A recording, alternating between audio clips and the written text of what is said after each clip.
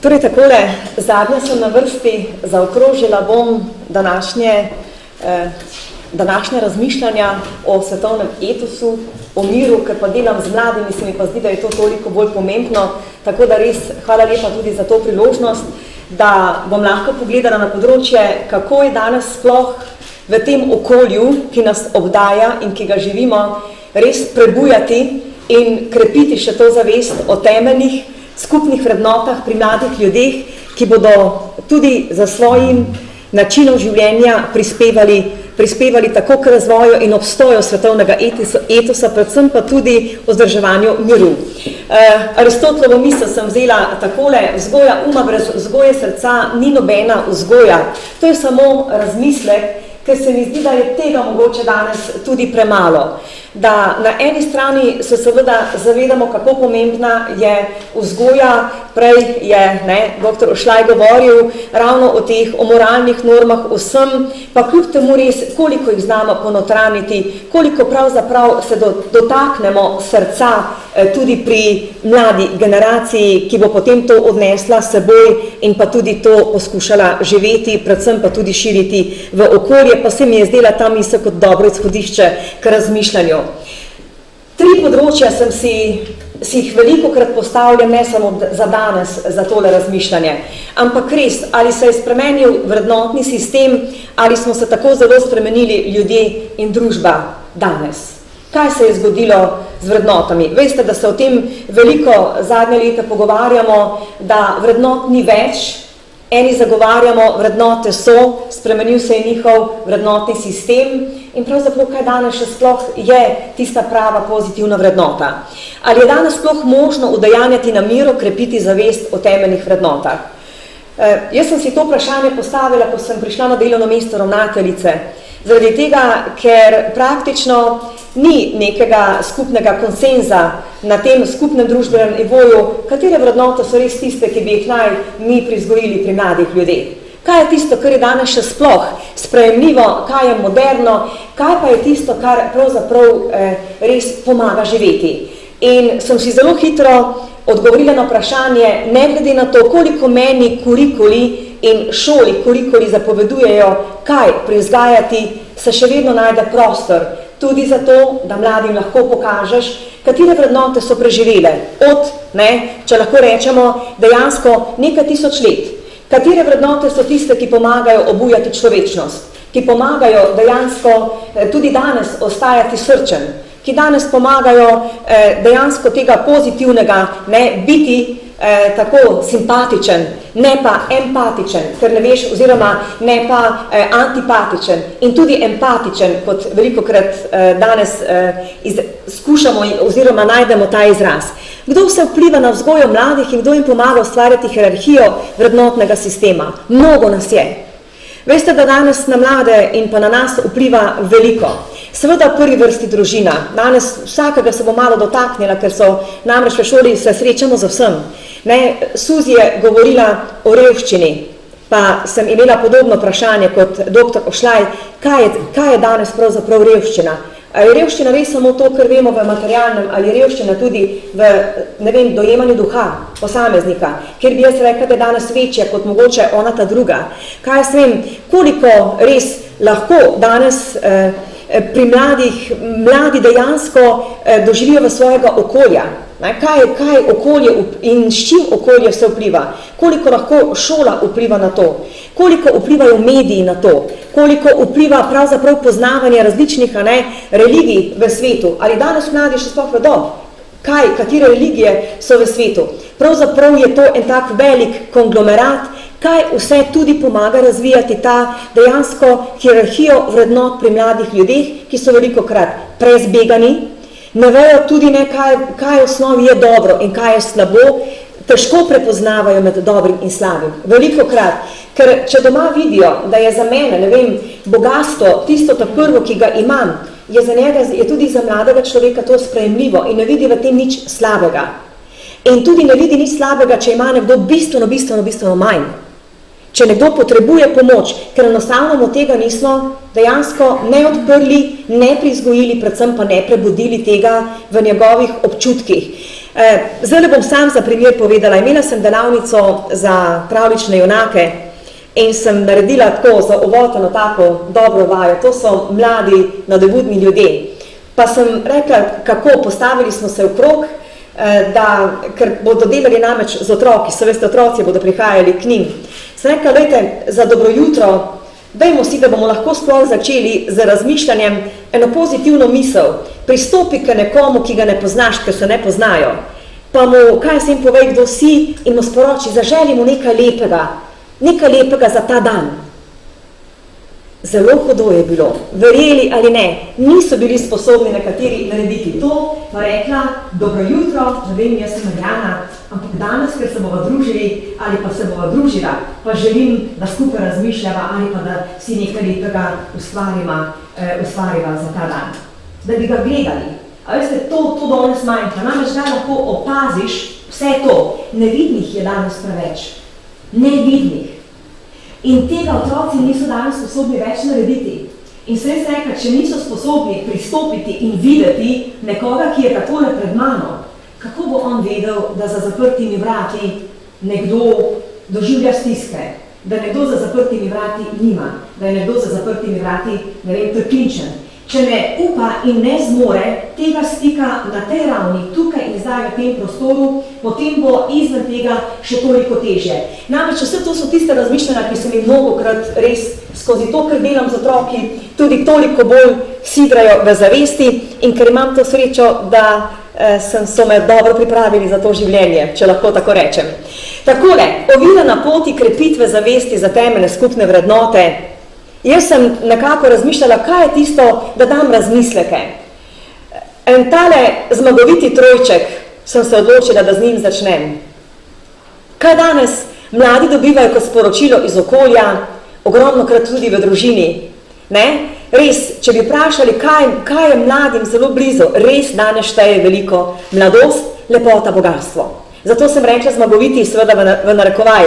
To bi naj bil zmagoviti trojček, s katerim mlade ljudi zelo pogosto prepričujemo, da bodo uspeli samo takrat, res, in da se veste, mi smo kar v družbi naredili, da je pomembno biti, da si fajn, dokler si mlad, dokler odlično zgledaš in dokler imaš tudi dovolj veliko, a ne? Da ti to tudi odpre vrata, odpre ti vrata v svet blišča, v ta svet in da ti tudi to da status.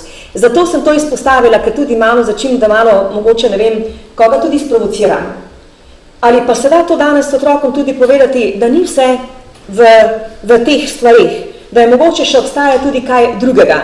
Potem naslednja ovira, ki se meni vedno zdi, to je ta materializem in pohled. Ne bomo govorili o tem temeljnem, kar je primarno, da jaz preživim. To je hrana, recimo, ne, čista primarna potreba. Govorim o tistem, koliko tega potrebujem. Ali jaz res potrebujem, ne vem, 5 spalnic doma, razen tega, da mi nekdo, ki pač seveda mi da v družbi en poseben status, ki si ga lahko tako rekoč kupim. Jaz zagovarjam to, da si status in pa seveda svoj položaj zgradiš in da te jemlje kot človeka, nikakor ne potem, kaj imaš in kaj je tisto, kar v bistvu ne te dela tega nedotakljivega. To se mi danes zdi izjemno veliko ovira. In tem so mladi danes priča na vsakem koraku in zdaj, ali se mi o teh stvari sploh pogovarjamo? Ne? Kaj pomeni ta pohled? A mi sploh razumemo ta pojem? Ali sploh damo mladim priložnost, da bi kdaj razmišljali tudi o tem pojmu. Potem zagotovo, imeti je enako biti pomemben, imeti ugled, status, pomembnost in nedotakljivost. To sem dala namreč nedotakljivost, ampak to ni tista nedotakljivost, o kateri smo se prej pogovarjali. To je ta nedotakljivost, ker jaz imam položaj, imam status, imam bogatstvo in lahko počnem karkoli, tudi tistega, kar smo se prej pogovarjali. Tudi nemoralnega, če hočete. In se mi oprosti, ker sem na nek način, ker družba tudi diha s tem in to dovoljuje. Ampak ali je res tudi to pravo sporočilo mladim ljudem? Dejansko je, mladi imajo radi tole podobo in to sliko. Namerno sem jo izbrala, ker je to danes tako zelo pogosto videna. Pomemben je biti. Samozavest smo danes omenjali. Jaz sem tudi zato, da mlade opremimo z samozavestjo, ampak ne s pretirano samozavestjo. S tisto samozavestjo, da bodo znali izražati svoje mnenje. Jaz sem se bala, da me bojo tudi enkrat zažgali oziroma sodili na smrt, se temu reče. Ne. Tako, ker namreč res, da jaz tudi učim mlade, naj razmišljajo. A veste zakaj? Da bodo tudi razumeli, ne vem, krščanska sporočila. Da bodo razumeli, ne vem, budizem, islam, da bodo razumeli to, zakaj je ta različnost potrebna in kaj lahko iz te različnosti mi sploh dobimo. In zato je mogoče ta potvorjena podoba tista, ki mlade ne bo pripravila na ta način za življenje, da bi lahko razumeli, da je svet res tako zelo drugačen in da ima vsak lahko svoje mesto v tem svetu in da zaradi tega ni nič narobe, ker si jaz tudi poskušam. To je ta zdrava samozavest. Potem seveda razvajanost.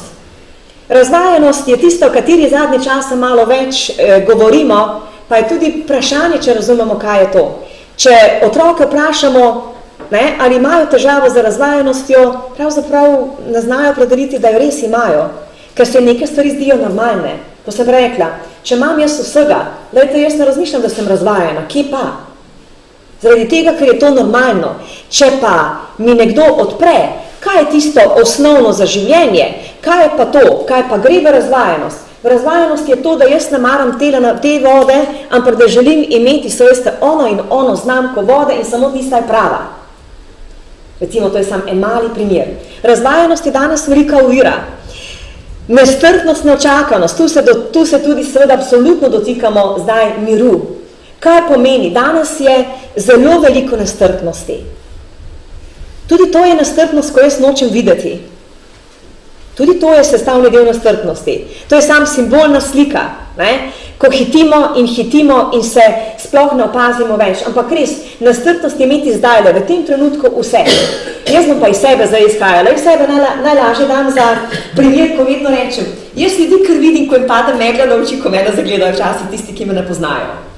Res, ker enostavno, ker sem malo drugačnega izgleda sem. Pa eni so kar začnejo, so kar nervozni zraven, ampak zakaj? Zaradi tega, ker je nenavadno. Ker se jim zdi, da nekak ne sodim v ta okvir. Poglejte, do tako banalne stvari, kot je, ena barva las ali pa nekaj na človeku, ob tem lahko postanejo ljudje nestrpni. Kako ne bodo nestrpni, ko nekdo drugače razmišlja? Ko nekdo, drugače želi delovati. Veste, to si mislite morate. Nestrpni so do vseh, ki imajo več od njih, recimo lahko. Nestrpnost je mnogo. In zaradi tega je danes tako težko tudi pogledati nekoga. Ker se ti zdi, da ne sodi v mojo vizijo, v moj pogled. In nestrpnost je absolutno tudi tista, ko prispeva k tem nemirnim časom, k tej agresivnosti, ki je. Tako da bomo svetovni mir tudi zelo težko dosegli, dokler ne bomo to umirjali. Da mene več ne bo motilo, da ima nekdo več od mene na ta način. Seveda, to ne pomeni, da pa jaz ne bom opazila, na kak način je nekdo to pridobil. Da je bilo nekomu omogočeno, meni pa recimo ne. Prej, ko smo govorili, da mi date vrednost v tem, da lahko tudi jaz nekaj prispevam k temu, da ne bom svoje dostojanstvo morala ponižati do zadnjega vlakna. In to se skriva v tem takem zelo velikem res nestrpnost, pa ta neočakanost pri mladih ljudeh. Ta je takšna, ko se mi zdi, da tudi zelo onemogoča in ovira to, da bi se notranje umirili in da bi začeli razmišljati pravzaprav o pravih stvareh. Biti viden, biti slišan, biti prisoten, socialna omrežja, nismo se jih dotaknili. Ta so danes velika past. Nujno potrebna, ker jih imamo, da se seveda naučimo s tem ravnati, ampak to je res. In še nekaj je, jaz to vam lahko iz izkušnje povem, mlada generacija je tukaj blazno aktivna, ampak na nepravi način. A veste, kako bi bilo super, če bi bila mlada generacija aktivna, pa recimo širila strpnost tudi preko tega. Kaj jaz vem, da bi govorila o dobroti, daj zapri, stopi skozi vrata, naredi eno dobro delo. Sovražni govor je recimo en tak tipičen primer. Vi si mislite, morate koliko lahko da nas 8 let stari otroci po Facebooku, Instagramu, Snapchatu širijo negativnega. Zgroženi bi bili, če bi šli to brati in se splača kdaj prebrati. Ker pomeni, ker nimamo tega, kaj se tam dogaja, je to, ampak na ta način imajo pa občutek, da so slišani. A veste, da so v bistvu videni, res, oni dobijo to potrditev, če tu nismo, so si našli, veste, na tem področju. In jaz tudi rečem, zdaj, čigava je ta odgovornost? Verjetno od nas vseh, ki vplivamo na to mlado generacijo. In pa seveda prebujanje, zdaj grem pa na pozitivno. Kaj pomeni prebujanje in krepitev zavesti? Kje pa lahko in kaj pravzaprav je nujno potrebno, da o čemer se pogovarjamo? Mi imamo kar nekaj, bom potem na koncu povedala, tudi aktivnosti, s katerimi se trudimo to početi, da ne govorim na pamet. Kaj pomeni danes nekomu svoboda? Če bi šli zdaj le komorkoli ga vprašati, vsakemu malo drugačen, pa kljub temu imamo en skupni dogovor, kaj je to svoboda. Pa to ni samo stanje brez vojne. Je še kaj več, enako velja za mir. Ali lahko s tem dvojim omogočamo ustvarjalnost? Ali dobim skozi to priložnosti, da se samo realiziram? Zato je tudi ta paket skupaj. Ker samo realiziram se jaz tudi danes, recimo, ker ste mi dali priložnost, da lahko svoje razmišljanja odpiram. Pa ne pričakujem, da se bomo vsi za vsem strinjali. Pa ne pričakujem, da bo ne vem kaj, ampak toliko, da jaz lahko kljub temu izražam to, kar čutim, kar opažam in mogoče se kje komu tudi kakšna iskrica utre, pa rečemo pa res, od danes naprej bom bolj pozoren na tole. In to je nujno potrebno pri mladi generaciji in jaz lahko rečem, da sem temu zavezana. Potem spoštovanje in odnos. Danes smo se skozi vsa predavanja dotikali, oziroma predstavitve dotikali tega, ne? Kako jaz lahko spostavim odnos, zagotovo najprej sama sabo. Če vejo, če me vidijo, da jaz pomagam, da sem jaz, ne vem, članica, tudi Rotary kluba, da tam počnemo dobre, da gremo k brezdomcem, da jim tam nekaj nesemo, ampak ne to, da nesemo, da z njimi govorimo. To je največ vredno. Pa reče, pa kaj se pa pogovarjate, jih zanima. Samo da vejo, da nekaj nekdo počne, ki jim predstavlja tudi mogočeno avtoriteto in tudi kdaj idol. Pomeni, da ta odnos in spoštovanje gradimo dejansko mi najprej za svojim. Ker je to nujno potrebno, da otroka s tem prežameš. In da ga opozoriš, da nek odnos ni dober odnos, ni pravi odnos. Namreč otroci potrebujejo to, da jim nekdo pokaže. Ne tako, da že oni vedo sami od sebe, ker sigurno ne vedo. Znanje, modrost. Takole, do modrosti lahko rečemo, nekdo pride, nekdo nikoli v življenju, ampak kakorkoli pa je. Fajn je, da mladi vedo, da obstajajo tudi modri ljudje, ne po barvi, ampak res, da imajo to, da vejo, da jim lahko zaupajo, da se lahko na nje obrnejo. Ampak name zakaj? Ker modre odločitve so tiste, ki pomagajo tudi k razvoju. Znanje brez tega ni, k temu gre vse to, kar smo prej že tudi omenjali. Biti odgovoren, biti aktiven, human, pošten, pravičen. Vsega smo se danes na nek način že dotaknili. Ali pa res mi to danes otrokom tudi pomagamo odpreti. Jaz ne bom rekla privzgojiti, ker vse se ne da privzgojiti, ampak toliko, kaj pomeni moja odgovornost. Že dovolj, da sem jaz do sebe odgovorna, do svojega zdravja, da recimo do tega je že to kar velik paket odgovornosti. Kaj sem aktiven? Pogovarjamo se aktivno državljanstvo. Ali ga razumemo? Aktiven državljan pomeni tudi spoštovati vso različnost okrog, vso paleto ideologij, vso paleto dejansko različnih religij, vsega. To pomeni dejansko aktiven, da sem jaz kot aktivna tudi pripravljena pridobiti znanje, se ozavestiti in tudi to znati, kot rečeš, z odnosom vzdržati na ta način, da ne dajem nepotrebnih sodb, ampak enostavno, da s tem znam živeti. Human, pošten, pravičen, mislim, da ni potrebno kaj veliko, tega pa praktično pri mladih ne vidimo zelo veliko. Ali še danes lahko govorimo o srčnosti? Vprašanje. Jaz upam govoriti vedno znova o srčnosti na glas. Ali o dobrotljivosti, empatičnosti, biti vreden. Kaj je moja vrednost? Biti občutljiv za sočloveka, ta res človečnost, ki je zelo pomembna, recimo na ta način. In kaj od tega lahko pri mladih tudi danes prebudimo, ne glede na to, kaj se doživljajo in srka iz okolja. Ni še vse izgubljeno, je za konec. Kdor verjame namreč res tudi zmore. In nekako nekaj vprašanj sem nanizala samo toliko, kaj bi morali dati, oziroma čemu dajemo danes tudi poudarek. Mi dajemo in jaz se trudim, da dajemo. Mogoče ne vsi, ampak vsaj trudimo se dati. Da pri mladih v bistvu damo priložnost, da razmišljajo, kdo so. Jaz se veliko to vprašam, še študente vprašam na fakulteti, pa rečem, kaj jaz vem, kdaj razmišljate o sebi, res, kdo ste kot osebe, kot ljudje? Malo je takih, ko bi res imeli kdaj to priložnost, da bi lahko povedali in da bi lahko sploh razmišljali o tem. Kaj je v meni vrednega in dragocenega? Ne na meni, v meni. Ker namreč pogosto je tisto, kaj je na meni, ampak ni.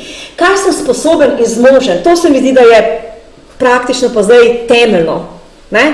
Ali imajo tudi mladi to vrednost, da vedo, da so tudi oni lahko dodajo kaj k temu svetu, k temu trenutnemu stanju. Kaj čutim?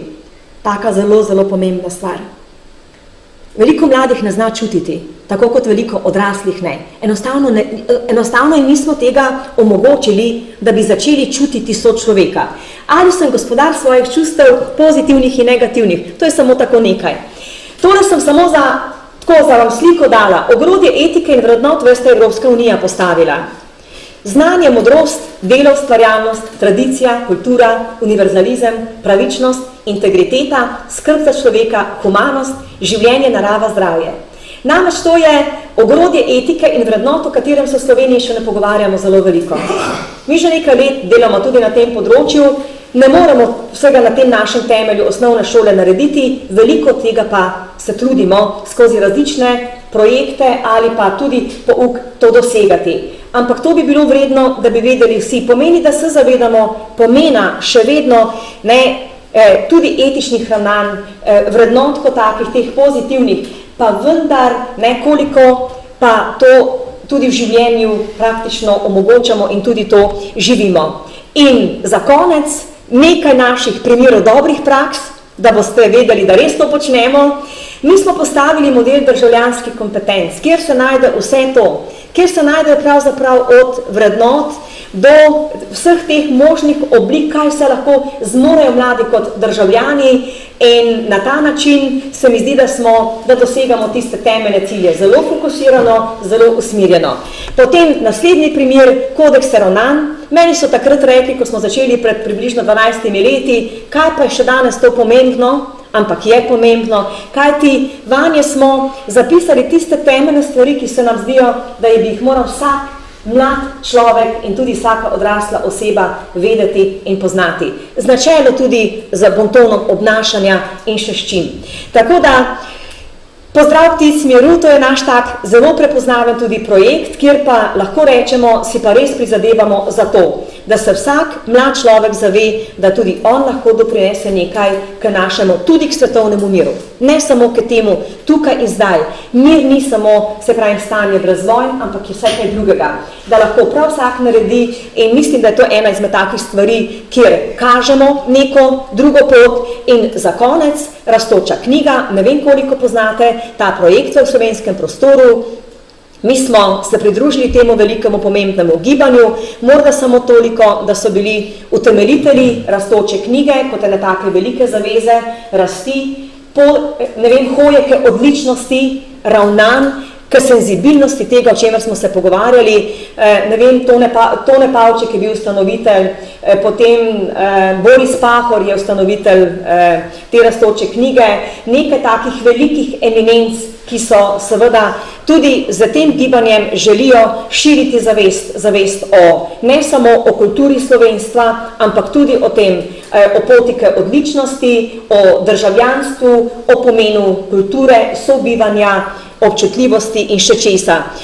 Takole, in s temi koščki, ko sem zdaj pokazala, se mi trudimo v vsakdanjem življenju udejanjati in se truditi tudi to, da bi mogoče kdaj le prispevali tudi mi nekaj k temu svetovnemu etosu in predvsem pa k zagotavljanju miru in pa svobode kot tistima, brez katerih si ne moremo predstavljati, da smo lahko tako ustvarjalni in da tudi lahko tudi mirno živimo in ležemo k počitku zvečer. To je pa moj prispevek.